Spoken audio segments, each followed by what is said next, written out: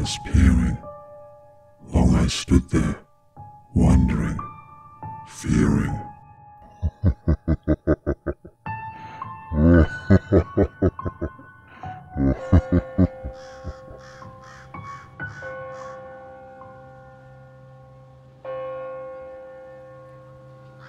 Epilogue, Part 1. Conversation with my father. August 2010. First day of hospice care. I'm visiting my father. The doctors have said without any more treatments, he has 3 months. Stage 4 cancer, riddled throughout his body. My father made the hard choices so we didn't have to. He's refusing treatment and signed a DNR because the tumours are in all major organs and inoperable.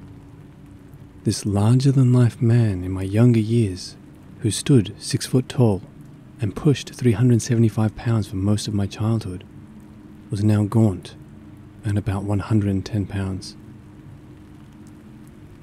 When I was a kid, he could easily hoist me in the air with one arm.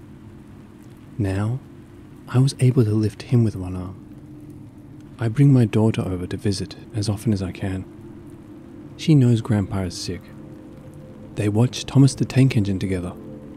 My father watches it even without her, to keep up with the plot twists, his quote. One afternoon my daughter went down for a nap after playing with Grandpa and watching Thomas. It was then my father decided to show me a Ghost Hunters series he started recording on TiVo. We watch a couple of episodes, and then he decides it's time to talk. Our conversation went like this.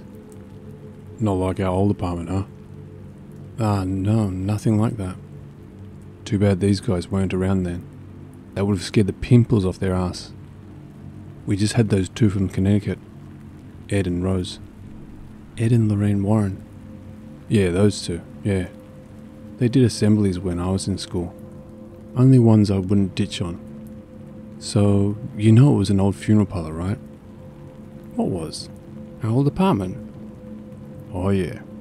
The basement was the embalming room. Uncle's floor was for viewings. And our floor was the funeral director's living space. That closet of yours was a lift to get the bodies up and down. You never worked that one out? No. Kind of explains a lot. Oh yeah. Creepy shit started happening weeks after we moved in. Minor stuff. Windows opening, doors banging. But when you got older, you started talking to an old man who wasn't there. Dad, what the fuck? Go through the old picture albums you got from Mum. I think there is a few we took of you with a white mist in the background or around you. I thought that was cigarette smoke. Nope, we were too poor to move. My parents couldn't take us.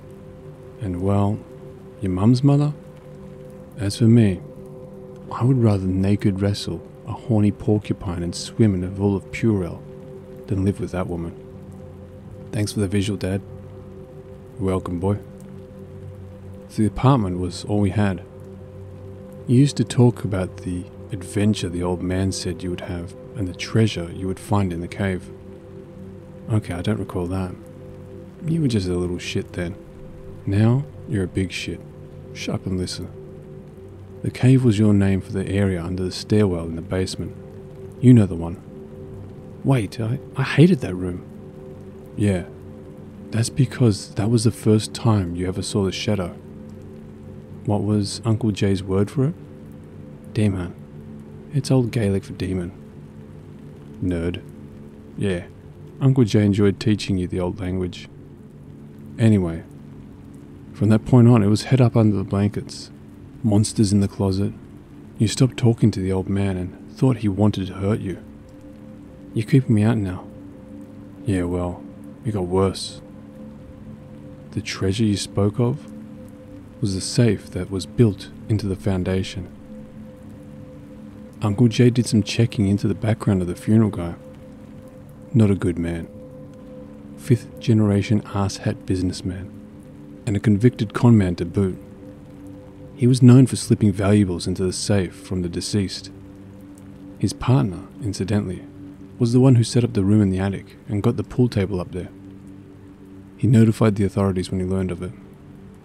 Dad, why did Uncle Jay buy this place? Dirt cheap real estate, boy. Our Uncle Jay never believed this stuff till after we moved in, and the activity increased. Anyway, after things started happening, Uncle Jay went into the basement where he stashed a trunk of odds and ends he found in the house. And in the trunk was a set of old ledgers where the last entry in it was, "I'm done. The rat bastard turned me in. Family legacy gone to shit.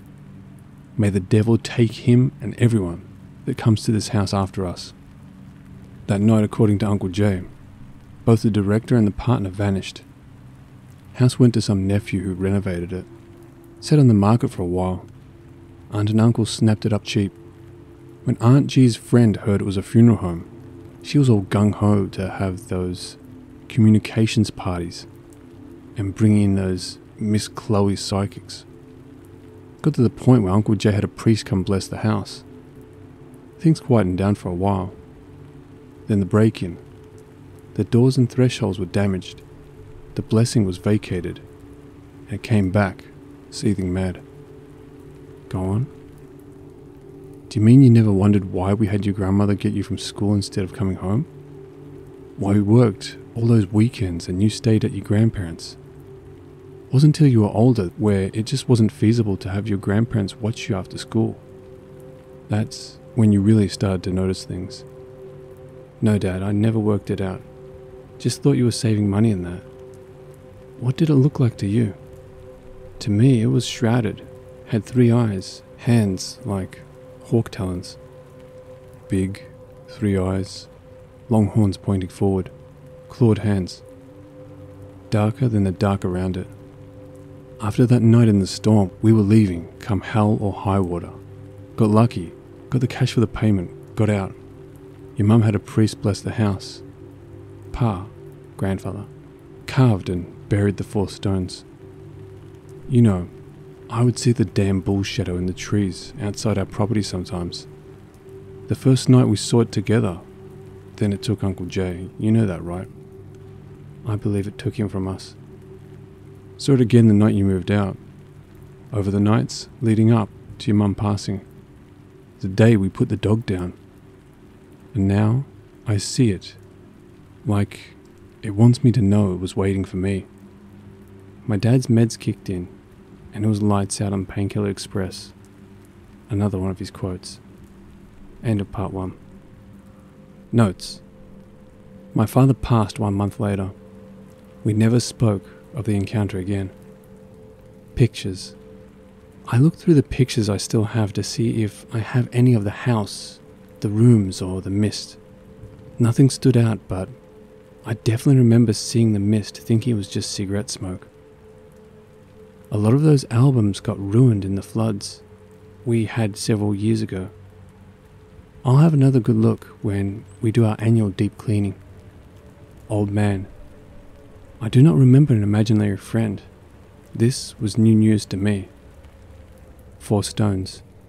An old clan ritual using 4 stones from Erin that are carved with Celtic knots for protection, prosperity, peace, and passion, and buried in the 4 corners of the property.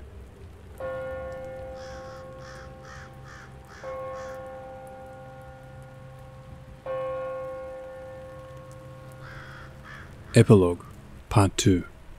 Conversation with my cousin. August 2010. The last time I saw my extended family was at my father's memorial, or, if you will, an Irish funeral. A send-off of booze, food, stories and accomplishments of the deceased. Part memorial, part comedy roast. There you have it. It's there I reconnect with my cousins. Let's jump forward several months. March 2011. Have you ever felt like your past was on a collision course with your present, and while you are waiting for the thunderous boom as the two meet, instead it's a simple electronic ringing of a cell phone that heralds the reunion? Phone rings. I see the contact info. Hello? Hey, it's Cousin 1. Listen, I wanted to ask you something, but, you know, it wasn't right last time we all met. Sure, what's up? So, my brother and I inherited the old place you used to live at. Yeesh. You have had weird things happen, and now you want to know if I've ever experienced anything like it while I was living there? Dude, yeah. Yes. Everything from noises to smells. Banging doors, cabinets opening and closing, toys turning on, lights flickering, temperature differences. My dad and I even saw it once. Really? Yes, there's something dark there. Now, before you go any further, let me get some paper. Okay, now, are you aware of the house's history? I'm going to put you on my speakerphone so my brother can join in. How's it going? Not bad. So you guys know the house was a funeral home? No. Yeah, Dad told me. Owned by a real crook. Stole from the deceased. It's at this point I tell them everything I know about the house's past. Stunned silence. Everyone said we shouldn't live there. Just sell it. But we thought it'd be good to keep it in the family. I've got the first floor, brother's got the second. My girlfriend and our kid are with me on the second. Cousin 2, if you got your kid in the backmost bedroom, that used to be my room, and if I were you, I would change it. That closet. It uses that closet. It tormented me for years with that damn closet. Yeah, we found it open several mornings in a row, and sometimes at night I can hear my kid talking. I asked him this morning who he talks to, and he said the old man that lives in the closet. We switched rooms, but it still keeps opening, and it's like being watched all the time. My father told me I saw an old man when I was a kid. He was trying to get me to go to the basement. Yeah, nope. We don't keep anything in the basement, not after the movers got hurt. What happened? We hired some guys to move everything out of the attic and basement. Attic was fine, but guys had a hell of a time in the basement. One guy fell down the stairs. One guy, trying to get that safe moved, had it fall on his leg. That crew quit over the basement, so we hired another crew. Dude, one guy lost 2 fingers trying to move that safe. He swears something bit them off. It's the only thing remaining in the basement. Some friends and family wanted some of the things in the house.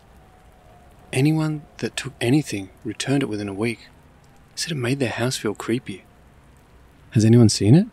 Seen what? I explained the entity as I remembered it. No way. Yes. Look, it seems to build and build, then does something really frightening. Then takes time to savor the chaos it's created. Then it starts up again. Honestly, don't screw around with it. It can seriously screw with you. Like, you guys ever get into stupid fights? Get so angry for no reason? If so, that's what this thing feeds off. Yes. Yes, we do. How do we stop it? I don't think you can. But Dad said Uncle Jay had some luck with an Irish priest, but it was always short-lived. It seems to be bound to the house and to items in the house. When we moved, we left a bunch of stuff just to make sure. We'll try that. Okay, good luck, guys. By 2012, they will have moved out.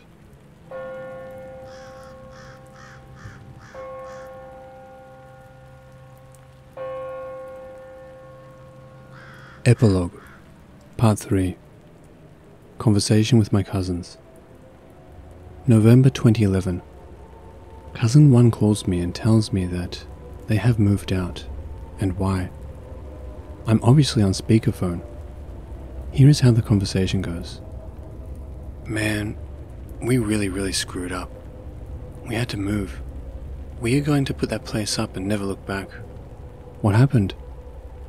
My brother had a priest from his church visit and bless each room of the house, upstairs and downstairs. They said that they would need to do this a few times. After about a month, the house grew calm, and we thought that it was over. It was really like a new place. I take it something changed? Yeah. Man, I really screwed up after our Halloween party. See, my brother and I threw a party. Drinking was involved. We had gotten a good buzz and had been talking about the odd stuff going on, and, well, we thought it was finally gone. Dormant is more likely. You're right. It was really dumb to think it's gone.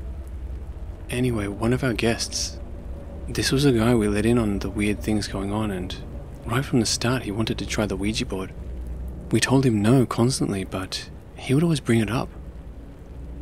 Goes to his car and brings out, yep, a Ouija board, and says, let's find out. Please tell me you didn't use that thing. Not in that house. I was buzzed. My brother had left the party, but 3 others stayed, and somehow we ended up sitting around this board. Lights off, candles burning, asking questions and drinking. So, using the board, we asked, is there anyone who will speak with us? No. No one will speak with us? Yes. What is your name? No response. Were you alive once? No. What are you? We are. What are you doing here tonight? Waiting. What are you waiting for? Blood. At that, a glass on the table tipped over and shattered. We jumped up and a few of the candles went out. We continued. Did you do that? Yes. Are you going to show us more? No. Are you trying to harm us? No response. What do you want? Kill. Have you killed before? Yes. What did people do to you? Cold. When were you called? 1908. Why were you called? Revenge. Revenge on who? Thief. Doors began banging in the house. The sound woke me up. My girlfriend and I swapped bedrooms with our kid. The room felt uncomfortable and cold. I know I heard something in the closet. We heard the banging, but we continued. Is that you again? We are here. When did you come to this house? 1925. Why stay in this house? Sorrow. The mourners woke you? Hunger. Will you ever leave? Never. What if we call the priest again? No response. What if we have a psychic come in? Mad. What if we force you to leave? We are here. The table felt like it lifted, so everyone stood up from the table. Someone hit the lights and they came on. We could see blood and glass on the planchette. We all had cuts from the glass on our fingers. Just then, the doors stopped slamming. The planchette on the board, untouched by anyone covered in our blood, moves to goodbye. That's when it all came on, growling and banging from the door in the living room that heads down to the basement. The lights seemed to dim and it looked like shadows were crawling out and wiggling from under the door. We started shouting. I thought you were pulling our chain a bit, but I turned on all the lights on the second floor that I could and tried to rush downstairs, but I had to stop. Stuff was coming out of the door to the basement, and it was starting to move up the stairs. It was ice cold if you stepped on it. I raced back upstairs and got my girlfriend. It had started to come out from under our bedroom closet, like a black fog. We ran and got our kid, turned to leave, and that's when we saw it, standing in the kitchen. My kid said, "Look, it's the old man." But what was in the kitchen wasn't a man. It was huge, big head, long arms, ending in clawed hands, and just as black as I have ever seen. I got my keys and we ran. We ran outside, got in the car and we were gone. Then it appeared downstairs. My friends bolted as it hurled the planchette at us. We ran from the house. What I remember next is that both outside doors slamming shut at the same time. So everyone's unharmed? Yes. Did it ever follow you after you left? No, not when we moved or when I moved out on my own. Yeah, we're done with it. Good call. Take nothing from the house that came with it. That's what we did. The house was sold as a flipper a few months after. My research shows that they had to sit on the house and ended up losing it to the bank. It was then sold to the current owner. I understand that my cousins are providing me this information, but I believe them. The detail they both provided was far too similar to my own experience. Some parts of it I didn't tell them about. I'm also not surprised that using the Ouija board provoked it. This would be the last time that I spoke with my cousins about the house. They are alive and well, and want nothing more to do with the house or to even talk about it anymore. But my experiences do not end here. I recently got in contact with the current owner.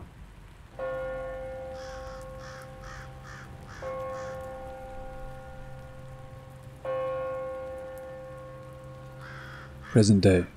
My initial contact. I reached out via snail mail to the current owners of the house. Here is the letter. Hello, this will likely be the most bizarre note you will receive. When I was a kid, I grew up on the second floor of this house. I've included a printout of the layout of the second floor. The house was once a funeral home, and I'm writing because I have been sharing my experiences with strangers, and it's really awoken in my sense of responsibility about this house. I'll be blunt, this house has a dark entity in it. I know this will sound crazy, but I've seen it. I lived in terror of it for years. I was terrorized by it, physically assaulted, and I believe it went as far as to oppress my family. The basement is unnerving. Have any children? Started to have an imaginary friend, the old man. Here's an email address where you can respond if you want. Please forgive the lack of identification or return address, but I've learned to be weary of anything physically coming from the house. A few days later, the email address gets a hit. Current owners. OP, you're not crazy. We have seen it too. Your letter arrived, and I admit, my partner and I were very skeptical, but you captured the layout of the upper floor perfectly. It's odd that we actually took comfort from knowing we are not going crazy. We moved in about 8 or 9 months ago. The house was undervalued for its size, so we thought we got a good deal. Being non-essential workers, we are both quarantined at home, and it feels like something is drawing on the fear and uncertainty. My partner believes she has a gift, and the night after we closed on the house, she couldn't sleep. She said we made a mistake and that something was waiting for us in this new house. I was always skeptical about the paranormal, but lately I'm thinking there is more to this world. We moved in. On the first day, the home stunk of rotten eggs, and it would go away and return.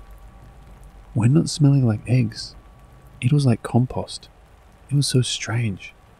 Our cat will hiss and growl in the middle of the night, and we will find her gaze locked on the door to the basement or some random corner. We hear the footsteps on the second floor, but no one is renting the apartment. We called the police, once convinced someone was up there. They heard the steps and started an investigation. The doors and windows were locked. No one was up there. One day, we saw a figure, a good 7 foot, taking up the whole window frame of what was your bedroom window as I was gardening. It appeared to be watching us. My partner tried to get a picture of it on her phone, but the file corrupted. You mentioned an old man. I had a long pause right there. My partner and I don't have any children, but we do have a nephew.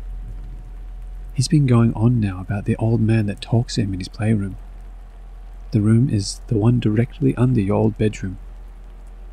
My partner has studied Reiki and is trying to push positive energy into the home to force out the negative, but so far has had no luck. Thank you for reaching out. Can we continue to talk about this? My response. Hello. Of course we can. If you have any questions, I'll do my best to answer them. The house, sadly, has seen little positive emotions to leave a positive feeling. The current time doesn't have enough positive energy either. The entity loves darker emotions, fear, anger. We had some temporary luck with blessings, but something would always embolden the entity. The entity seems to be bound to the house or land, so you can usually catch a reprieve if you need to by just going away.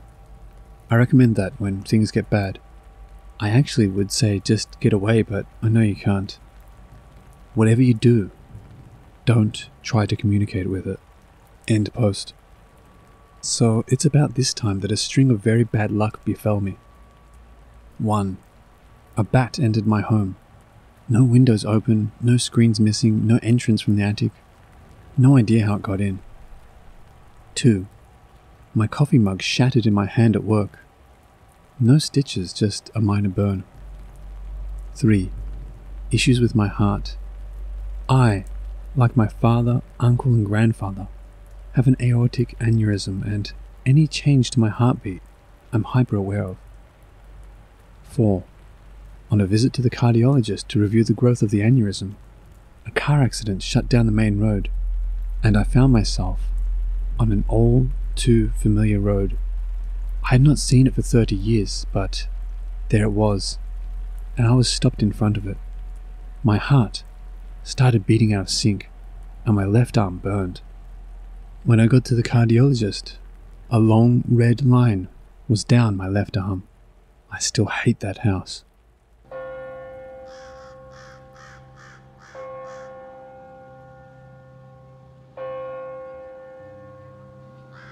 Hello watchers and listeners, thank you so much for watching. As always, a big thank you to all of the Reddit users who kindly allowed me to use their stories.